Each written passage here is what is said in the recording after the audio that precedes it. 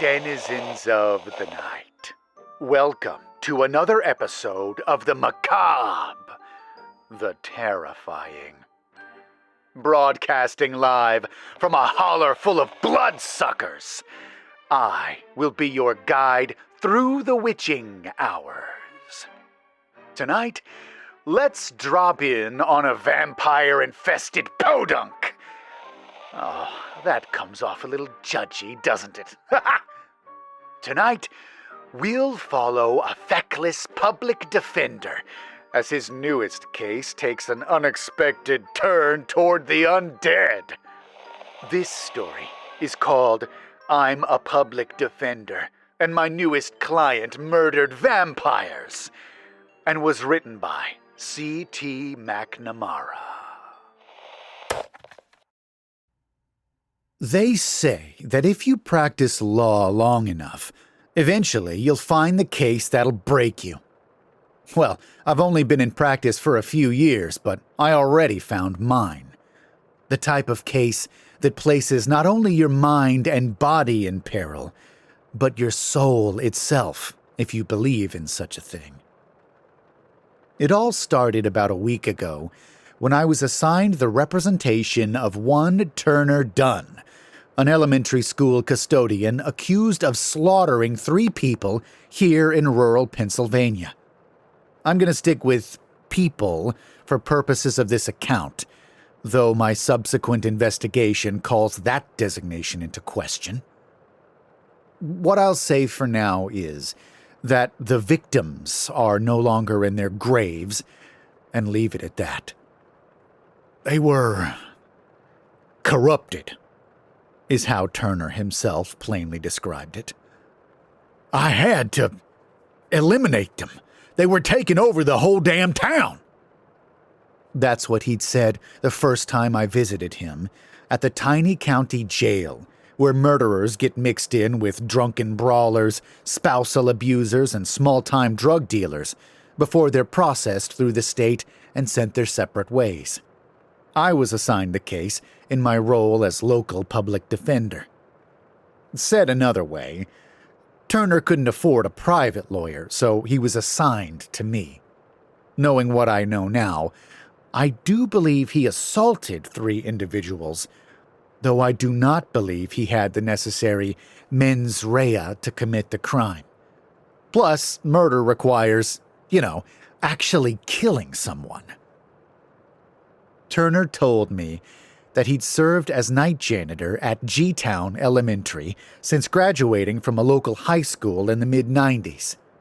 He described himself as a loner, someone who preferred working in the shadows.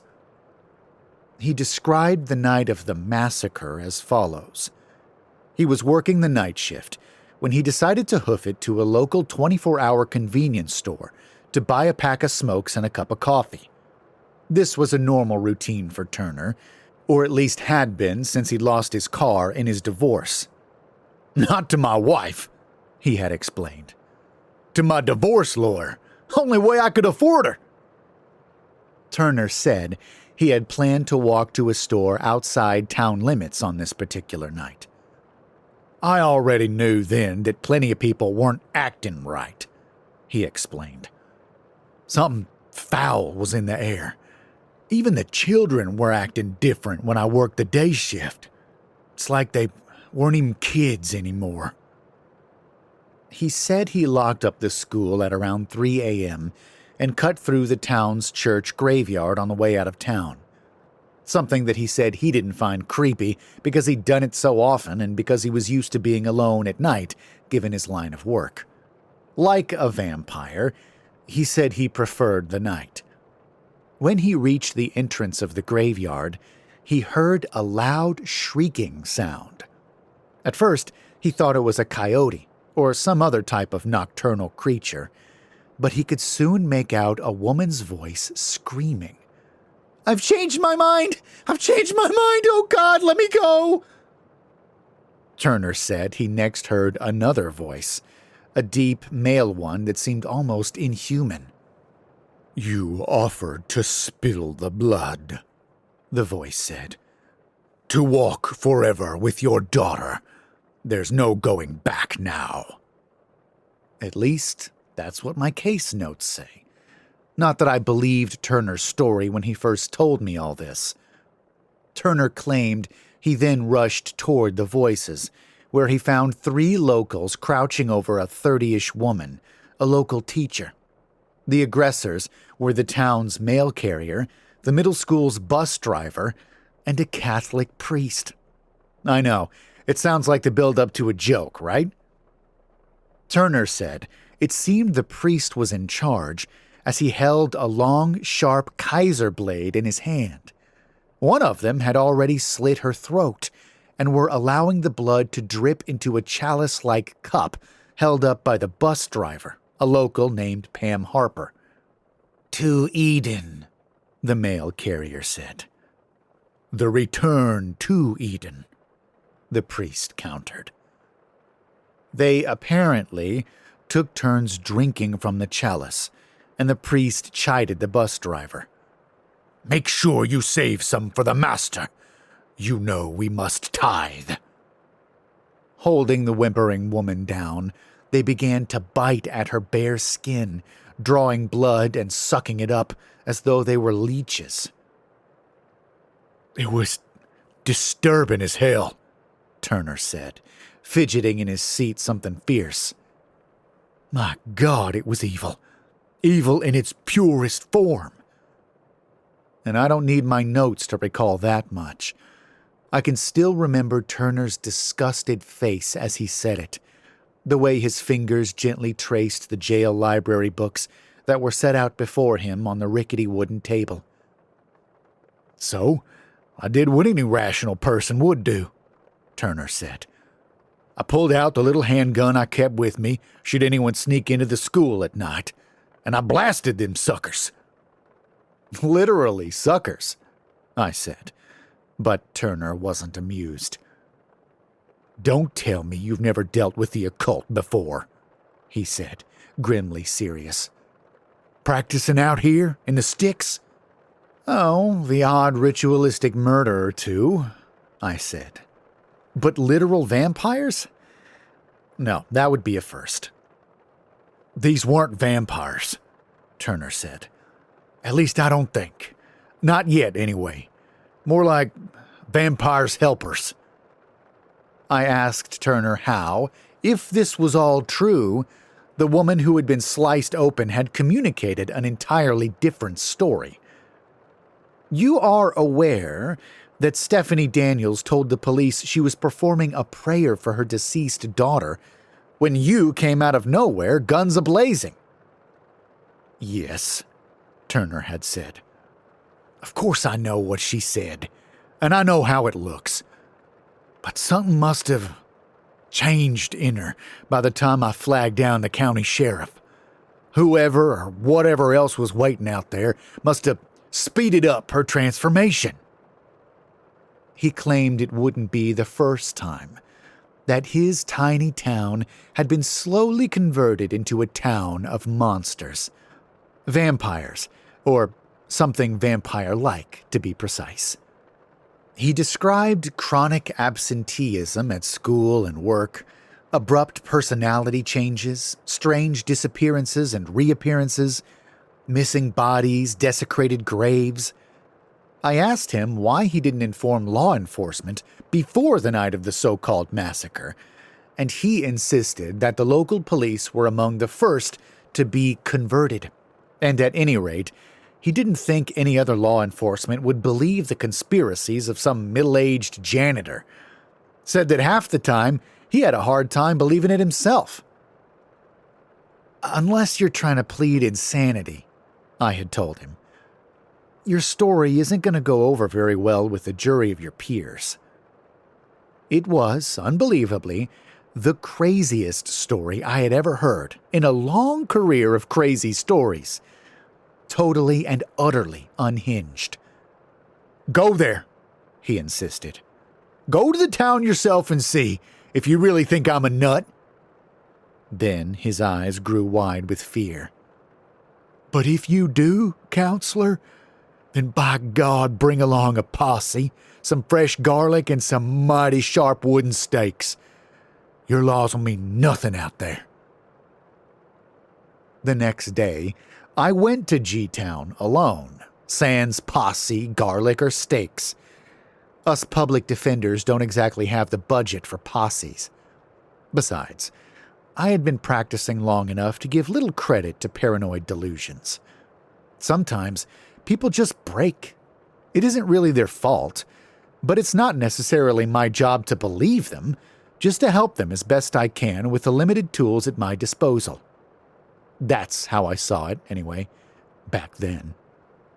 The first odd thing I noticed as I drove up a gravel street toward the center of town was how quiet it was.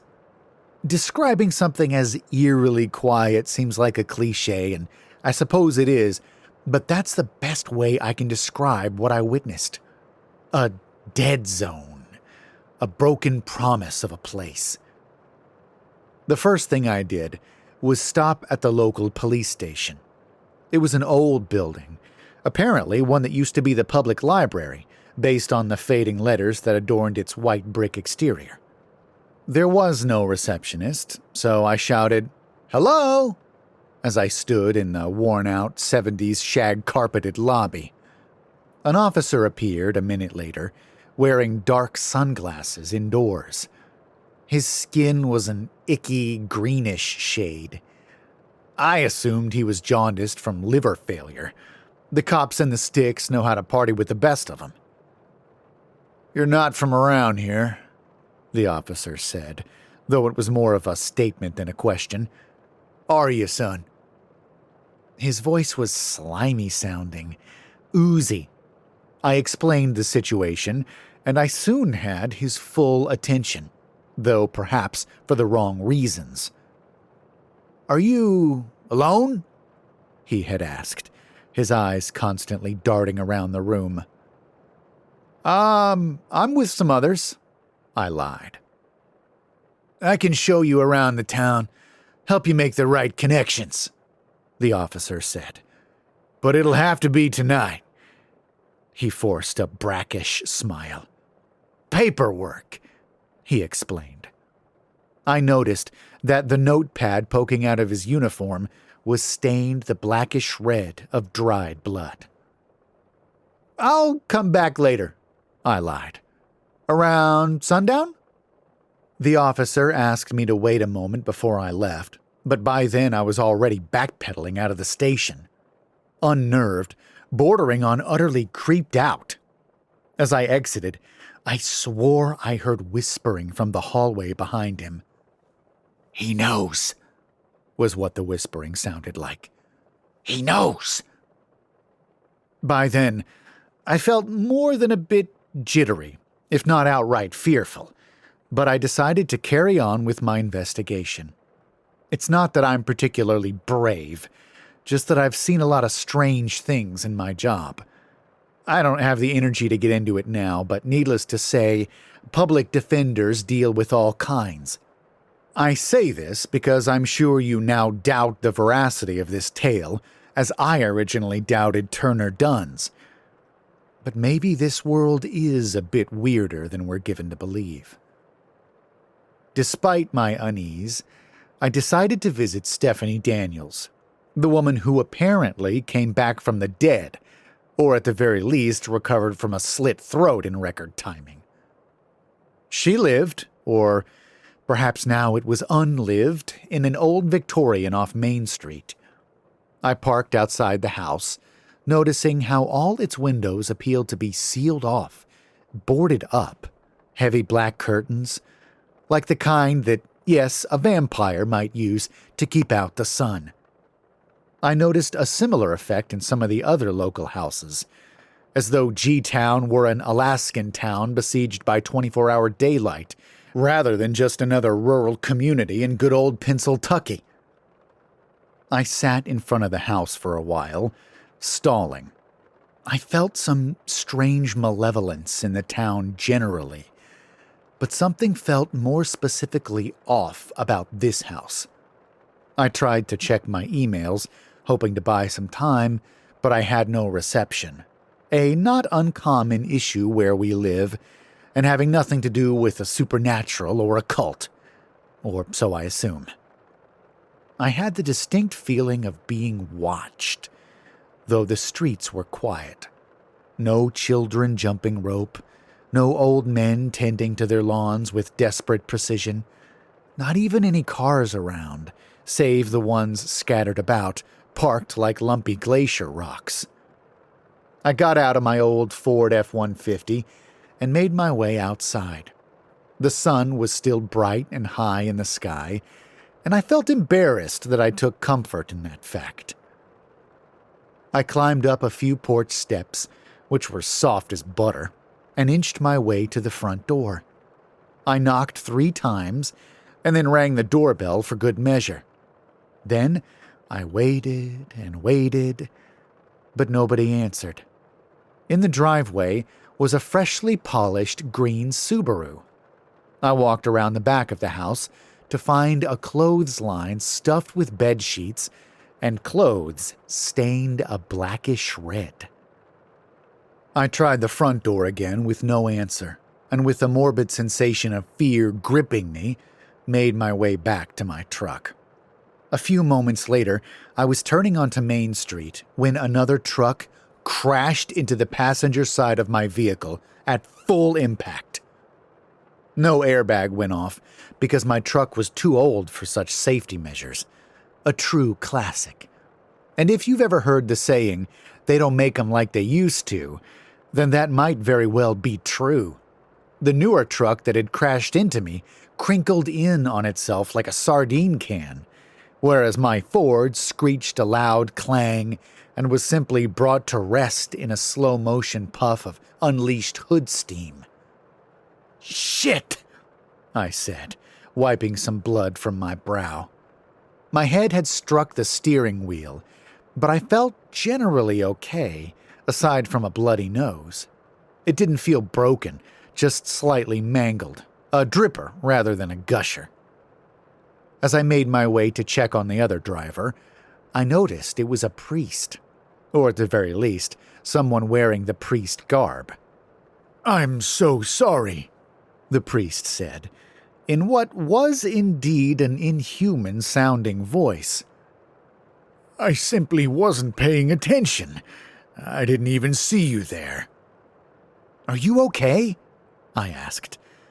I noticed that his head looked positively bashed in, and yet he was not bleeding. His skin looked dry and drained. His right eye was all but detached, and yet he acted as though he'd suffered a paper cut. "I am perfectly fine, my son," the priest said. "But we better call the police." "We're like an ambulance," I said. "Stay still and don't move." I didn't want him to make anything worse. The priest kept playing with something in his seat. When I leaned over, I saw what it was. He was attempting to reattach his right arm, which had been severed in the accident. Only there was no blood at all. "You're not bleeding," I said, as much to myself as him. "Why, of course I am," the priest said. "Bleeding all over. Why, you must have suffered a concussion. Now hold on while I call the police. I think you need medical assistance." But by then, I already saw a police cruiser rushing toward us. I looked to the bloodless priest, then to the jaundice-eyed face of the officer I'd just spoken with, and then I gathered my briefcase tight to my body and bolted away. "He knows," hissed the priest in that inhuman voice. "Get after him, Bill! By Christ, he knows!" And now, though I wish to continue my story, my head is throbbing, and I can't possibly get any more words typed out. I'm so sorry to leave you in media res, but I need to take a nap before I can go on. I will check back soon to continue with what happened next. I promise, and assuming I'm still all here. I'm just so weak from all that transpired, and my body must rest for now. Part 2. So there I was, stuck in G-Town, with no ride, no friends, and the sinking suspicion that my client, Turner Dunn, was right. This town really was being taken over by bloodthirsty vampires. How else to explain the priest's severed arm producing no blood? The uneasiness of the jaundiced police officer who insisted we meet again at night. The bloody clothes that hung like a battered piñata from Stephanie Daniels' clothesline. It seemed that G-Town had all at once become a dry town, and I don't mean they were no longer serving alcohol. But as I tripped and slid through the high reeds of an open sewer creek, taking in the reek of raw sewage through my busted nose, I couldn't help but consider things how a judge or jury might. After all, I had now fled the scene of an accident. Worse yet, had sprinted away from the police cruiser as though I'd done something wrong. I've seen people get booked for much less, especially in our not-so-just justice system. I had to table such thoughts, piker that I was, because at that moment I heard a whispering, "Shh," from inside a nearby tunnel. One of those open-faced sewer tunnels, where you can imagine uncanny alligators might reside, until you remember you're in northeast Appalachia. "Go on," I said to the faceless voice from inside that dark void. "If you're going to kill me, just do it already."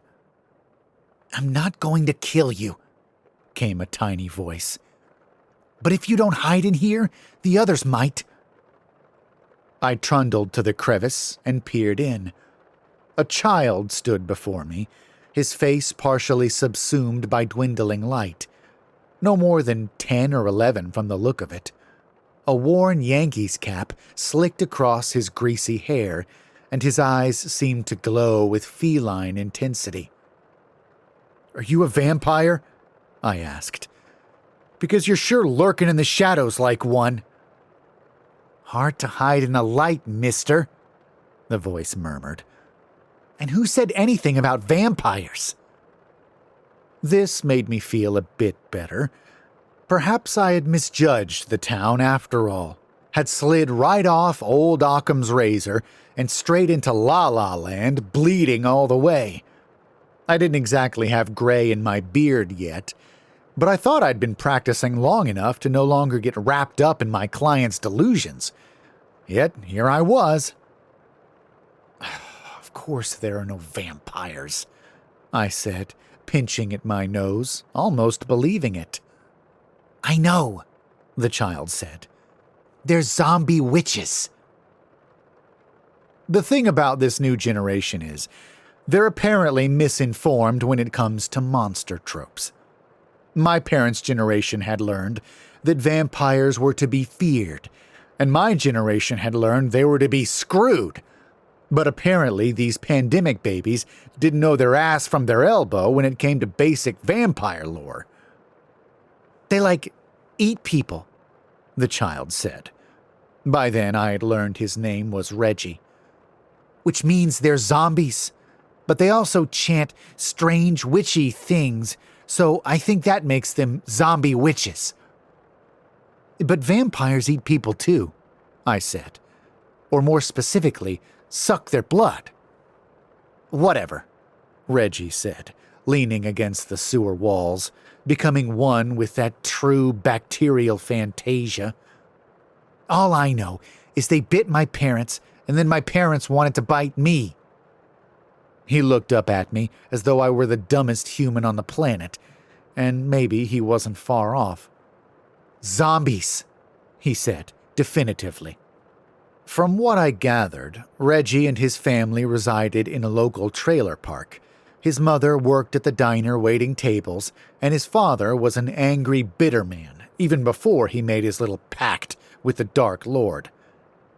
Reggie had a half-sister who had recently been taken away by Child Protective Services, and one can assume it was all for the better.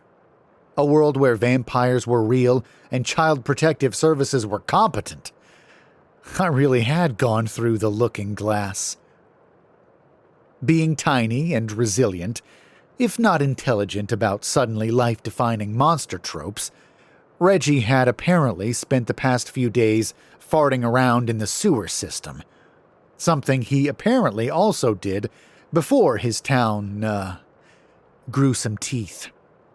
I offered him an old banana from my briefcase with my deepest condolences.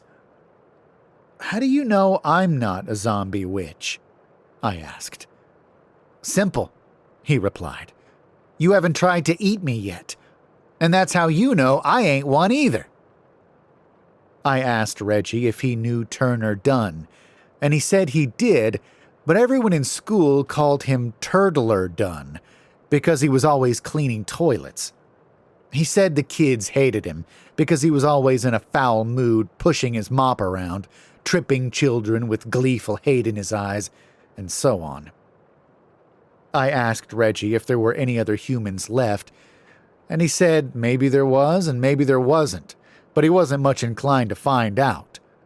He asked me if I had a plan, and I said we should hide in the sewer system and wait things out. This didn't impress Reggie much, that my plans were apparently no better than his own, despite our decided age difference. Reggie said we would have to hoof it to a nearby stream if we were going to have anything to drink, and it was better to do it by light of day. Having no better options, I started to follow the fleet-footed little shit, struggling to keep up. I never much liked children, not even when I was a child myself, but I was out of ideas and, like the vampires, increasingly thirsty. As we walked, I noticed that the child left no reflection in the water. I seemed to recall something about reflections and vampires, and then settled on that being in photographs. By then, I was feeling a bit groggy from the head trauma, and the boy was too fast to get a good look, so I kept following. We eventually came upon a stream, though it wasn't apparent that its source was any different from the sewer. I didn't want to explain the contours of my germophobia to the child, who was already on his hands and knees scooping the water to his mouth, so I just hung back. "Come on," he said. "It tastes good." I told him that so did chocolate to dogs, but that didn't mean it wasn't poisonous. But he kept gulping away. The banana I had given him was still in his pocket. I would have assumed he'd have scarfed it down straight away. I felt a twinge of fear shivering up my spine, and then I felt like a giant dork for fearing a 90-pound child. If I had a significant other, I thought, they would really be embarrassed at how callow I was feeling. I walked toward the boy to see if I could make out a reflection, when he wheeled around on me and started slurping up the blood from my nose. I pushed him off of me and stared in disbelief as Reggie, or what used to be Reggie, licked my blood from his fingers. I hadn't noticed before how green he looked in the light.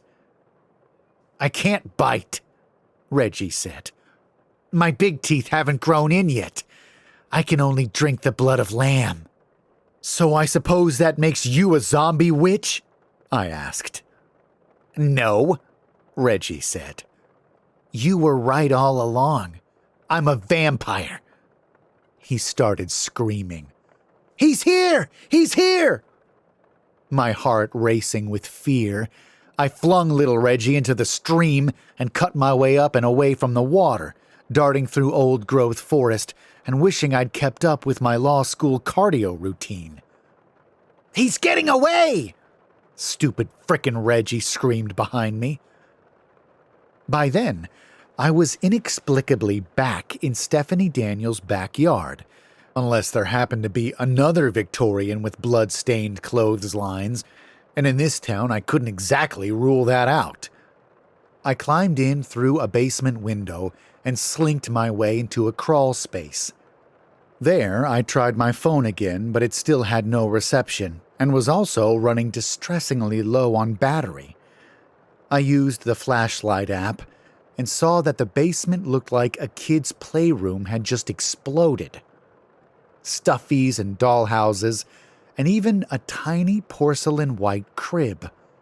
There was also a coffin-shaped pine box that I dared not open, one too large for a child of normal proportions. Everything else seemed right out of a nursery. That's right, I suddenly remembered. Stephanie Daniels had wanted to join the Vampy cult so she could be with her dead daughter. Turner had said the Vampy crew had been meeting at her daughter's gravesite. The police report indicated the child had died a couple years earlier from severe pneumonia. I tell you, there's evil in this world down to the microscopic level. These thoughts were interrupted by a creaking sound upstairs, that of a chair rocking. I tiptoed my way to the top of the stairs and found the basement door cracked ajar, just an inch. Outside, in the living room, I could make out Stephanie Daniels. I recognized her from the case file photos, rocking a pale toddler. In her hand was a clear baby bottle with which she was feeding the child. The baby bottle was filled not with milk or formula, but with a black-red blood. The child sucked on the nub of the bottle greedily, hissing and writhing in delight. She was all but a skeleton. I'm not sure what type of curse gave her human form at all. By any normal biology, the child should have been nothing more than a skeleton, sporting a creepy tuft of hair. Stephanie was humming some mesmeric-sounding nursery song. I didn't recognize the tune. Perhaps the Vampies have their own music catalog. La, fa la, do la, Stephanie cooed, a cursed chant to my ears. Across her neck was a long, blistering, fresh scar. Turner was right. She had been stabbed. How had the county sheriff missed that? The report indicated Stephanie had no signs of lesions or trauma of any kind. It must have been my weariness. I'm not sure what else could have done it, as I'm really not one for a death wish, but at that moment I swayed ever so gently and bumped my still-bleeding nose against the basement door. Immediately, Stephanie's eyes darted to the door jamb, and my stupid face. "I didn't know we had a visitor," she said to the child. She spoke with the soothing yet creepy voice of a dental hygienist about to dig into an inflamed gum. "May I please ask what you're doing in our house?" she said. I pushed open the basement door, more out of curiosity than any latent bravery. "For Christ's sakes," I said, pointing to the bottle. "You've made an abomination of your daughter." "For Satan's sakes," she said. "You've made an abomination of yourself." Stephanie Daniels, or what had become of her, strapped on one of those icky baby carriers that go around one shoulder to keep the hands free. She took her time in doing so. Meanwhile, Skella Baby slurped at the bottle, which she now held tightly in her own desecrated little claws. "I don't believe we've met," Stephanie said. "And even if we did, I doubt you'd recognize me now. It's been a busy few days, hasn't it, little Aurora?" she said to her daughter. She stared up at me and winked, a soulless facial twitch from her gaunt face. "I'm a lawyer," I said, as though I owed her an explanation, and I felt, in a way, that I did, having broken into her house. She giggled. "Lawyer?" she repeated. "Then come join us. Clearly, you're meant to play for our side." She moved toward me, and I flashed my cell phone at her, flashlight app blazing. "Ah," she said, turning away at my stealth attack, but laughing too, as though at the ridiculousness of it all. That's when My frickin' cell phone died. She lunged at me, and this time I tripped over my own shoes and fell down the flight of hard gray basement steps. She laughed at the top of the stairs, as though this was mere theater. A Saturday Night Live cast member throwing themselves over a cardboard sofa. Despite the fall, I wasn't in very much pain. I had sort of caught myself against the railing a few times on the tumble, and one strength I've always had is I'm quite hard-headed. I laid in a messy heap at the bottom of the stairs.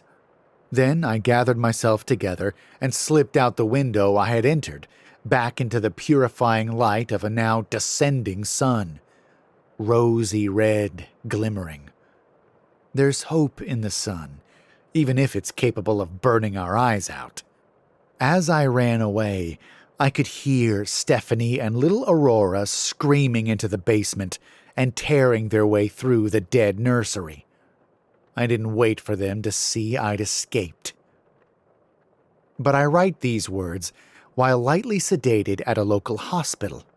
I'm gathering my strength to tell my story in full, considering one last attempt to prove that neither Turner Dunn nor I suffer from any form of hysteria.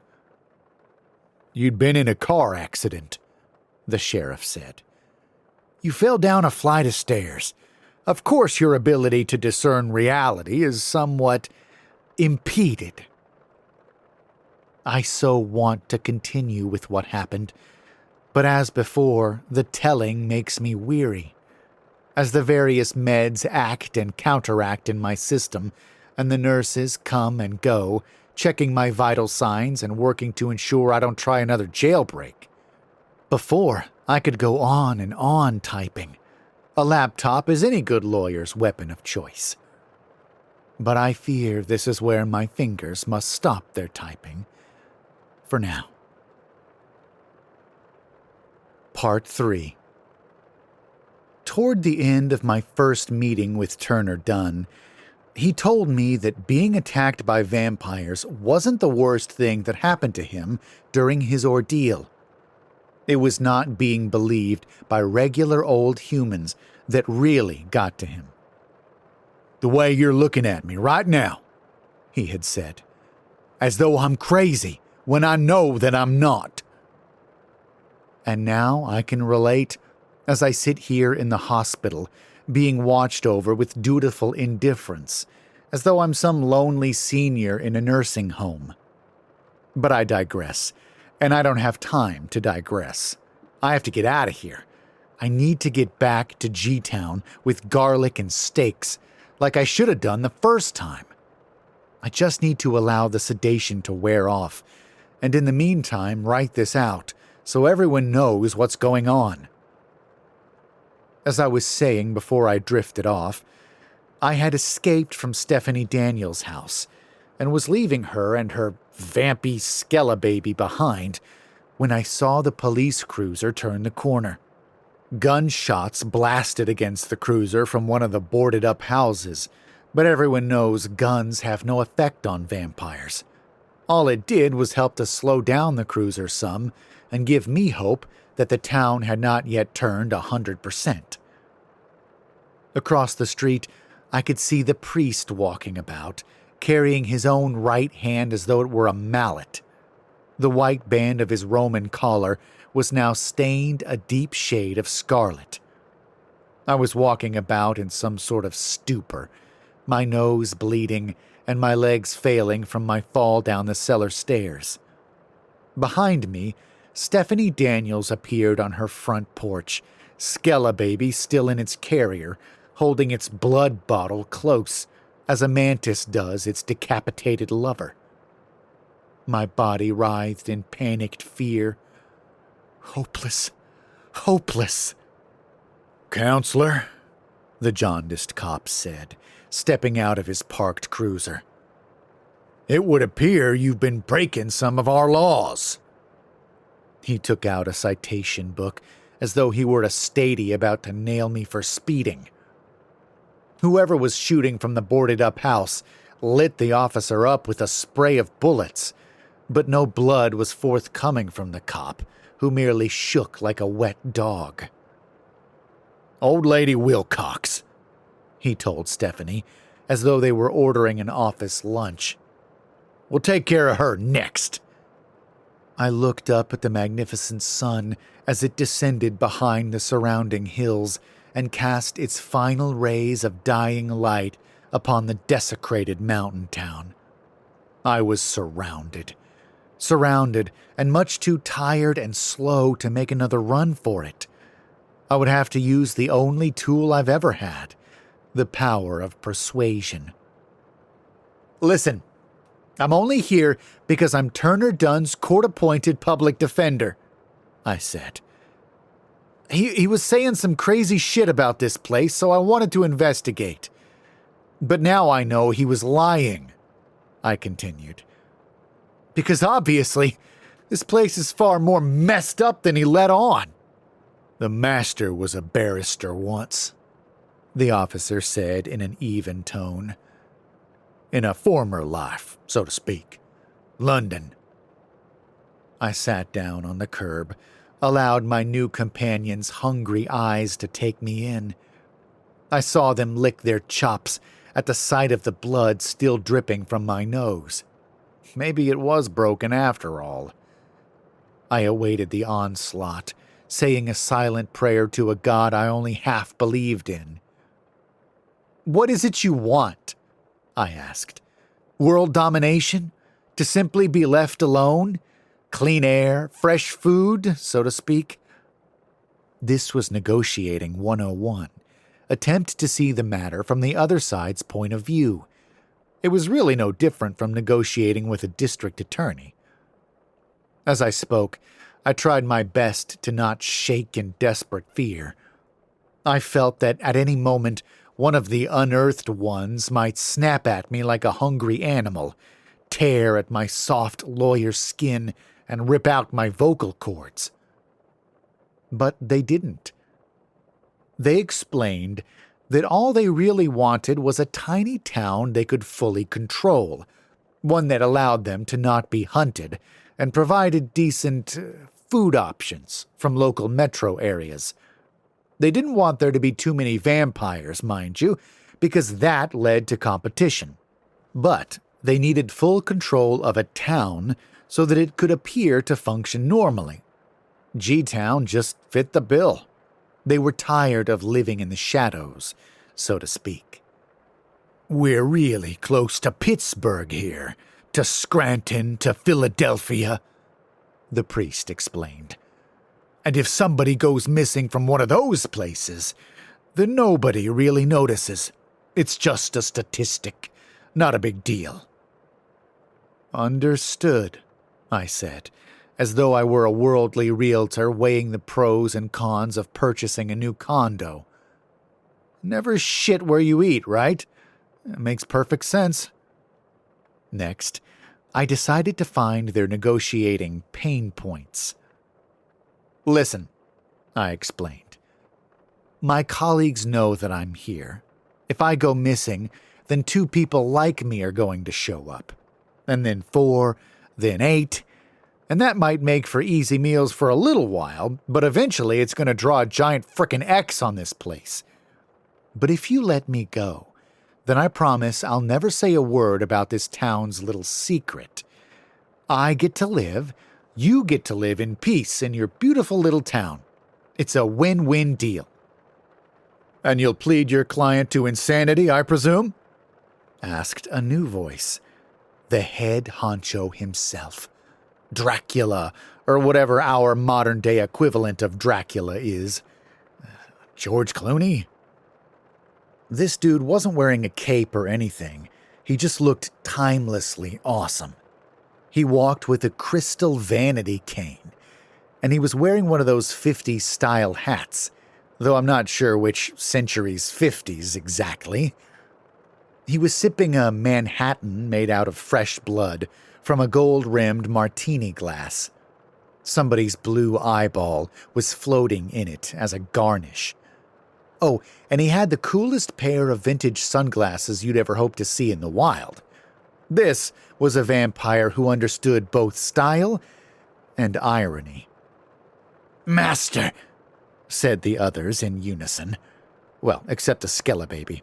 Skelebaby was incapable of doing anything more than hissing or cooing, though it apparently far preferred the former. "The barrister," I said, mock bowing. He explained that he had heard my proposal and that he found my predicament most interesting. "But what assurances do we have that you wouldn't open your flabby mouth?" I sat down, shaking in fear, my mind sharp with thought.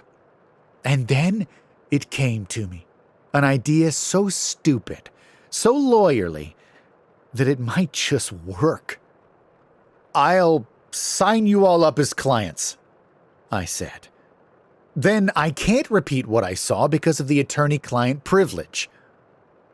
"I don't think that's quite how it works," the barrister said, but then he admitted it had been more than a century since he'd last practiced law.